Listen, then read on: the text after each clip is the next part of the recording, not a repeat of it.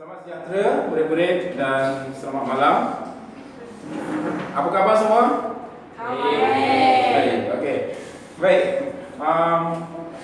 Sebelum saya mulakan pelajaran kita hari ini, ya, apa yang saya nak ingatkan kepada para pelajar hari ini ialah tanggungjawab kamu sebagai pelajar, ya.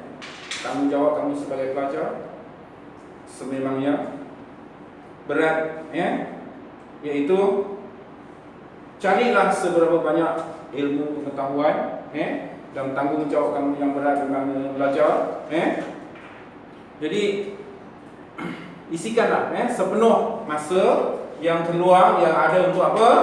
Untuk belajar, untuk menimba ilmu pengetahuan. Ingat, SPM salah satu peperiksaan yang sangat penting, Jadi pada hari ini saya akan menerangkan sedikit ataupun menerangkan secara keseluruhan berkaitan dengan rumusan.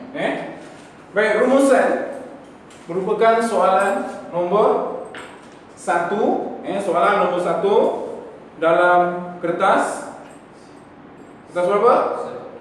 Kertas 2. Soalan nombor 1 kertas 2. Dan biasanya dalam soalan ini kamu akan diberikan berapa patah perkataan, petikan yang mengandungi antara 250 hingga 300 patah perkataan.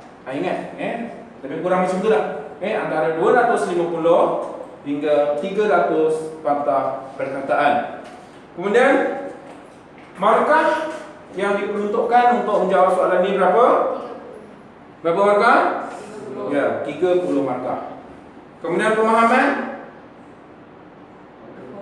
9. Ya. Jadi keseluruhan rumusan dan pemahaman, iaitu dalam petikan yang sama, maka keseluruhannya ialah 39. Bukan sikit, 39 itu banyak. 39 itu bukan sedikit, banyak. Tapi hari ini saya nak terangkan tentang rumusan, iaitu markah penuh untuk rumusan, lebih kurang, bukan lebih kurang, memang 30 markah, iaitu isi 20 markah dan bahasa 10. Isi 20 markah dan markah untuk bahasa 10. Jadi daripada markah yang ada ini, sebenarnya para pelajar ataupun calon-calon SPM amat mudah untuk memperoleh markah daripada isi tersurat. Senang. Biasanya ada isi, ada markah.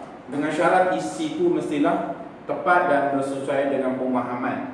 Yang sukar untuk diperoleh ialah markah bahasa. Bahasa yang tidak kemas, bahasa yang lemah, biasanya akan pemeriksa akan potong antara 4 hingga 5 markah.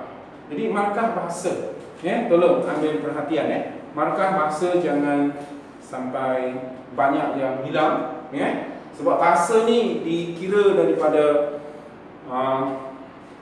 ayat, ayat istilah gramatis, penggunaan kata, imbuhan, susunan, dan ejaan serta tanda baca. Ini antara markah yang meliputi markah bahasa, iaitu 10 markah.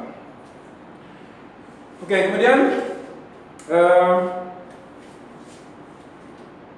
dalam rumusan daripada 200 hingga 300 patah perkataan, kamu dikendaki menulis ataupun membuat satu rumusan yang panjangnya lebih kurang ke tidak melebihi? Tidak melebihi, bukan lebih kurang, tidak melebihi 120 patah perkataan. Ingat, ini penting, bukan macam karangan, tak boleh lebih terlampau banyak ataupun tidak boleh kurang terlalu kurang. Tak boleh tepat-tepat 120 patah perkataan. Kalau lebih 2 atau 3 tak kisahlah.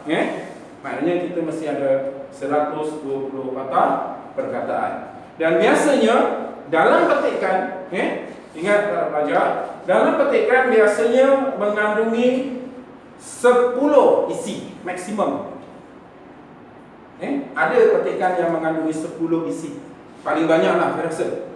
10 isi. Dan isi yang kita kendaki berapa? Berapa isi? Isi tersurat 6. 6 sahaja. Tapi mungkin ada petikan yang mengandungi 7 isi, 8 isi. Ada juga kadang-kadang yang cukup-cukup 6 diberi isi.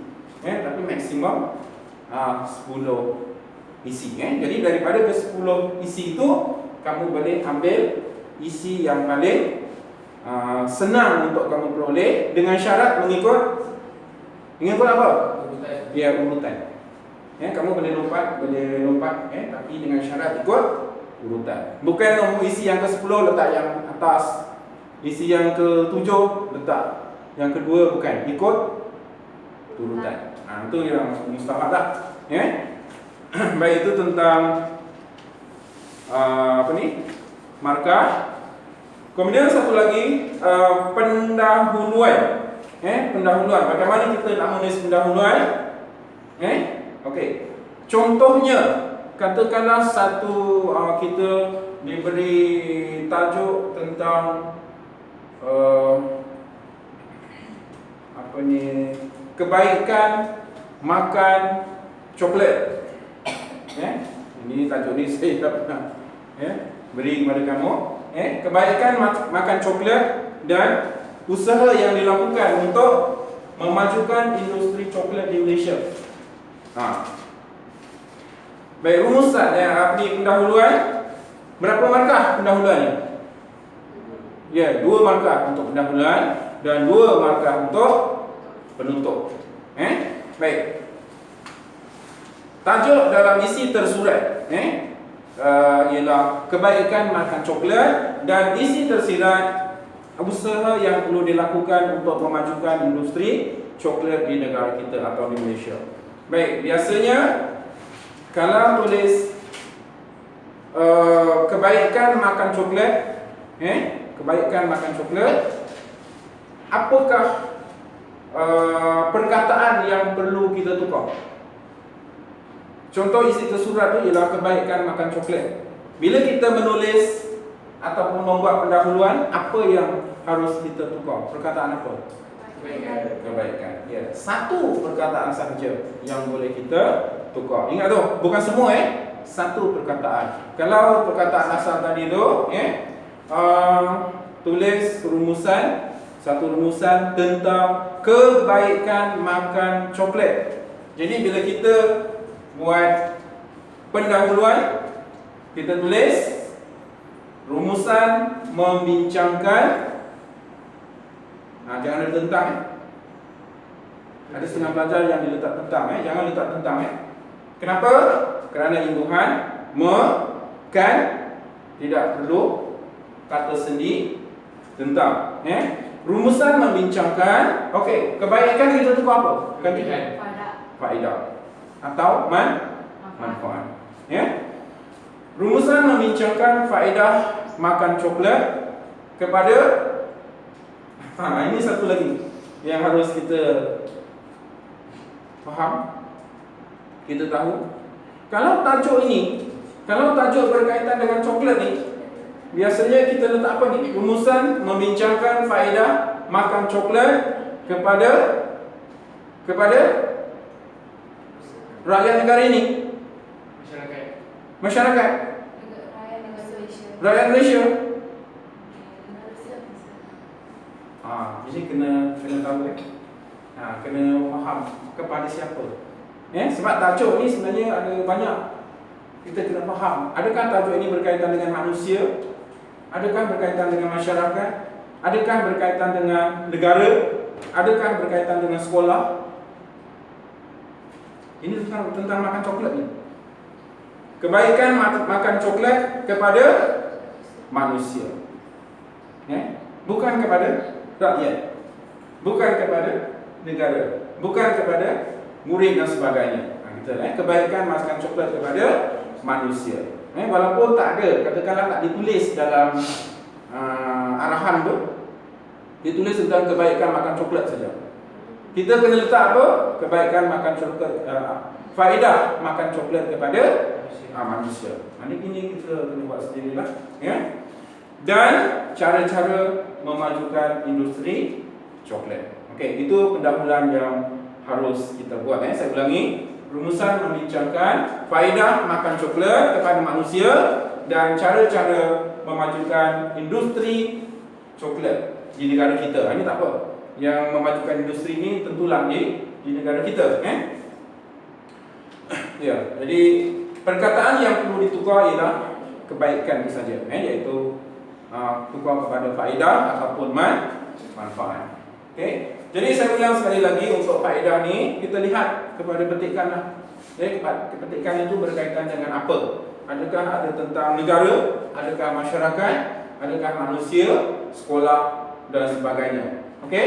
Jadi saya rasa setakat ini saja untuk bahagian yang pertama. Jadi ikuti sedikit penerangan daripada saya tentang rumusan bahagian yang kedua dan bahagian yang selanjutnya. Okey, saya harap boleh faham. Faham tak? Okey, jadi ikuti penerangan untuk rumusan bahagian yang kedua. Okey, kita jumpa lagi. Salam hormat.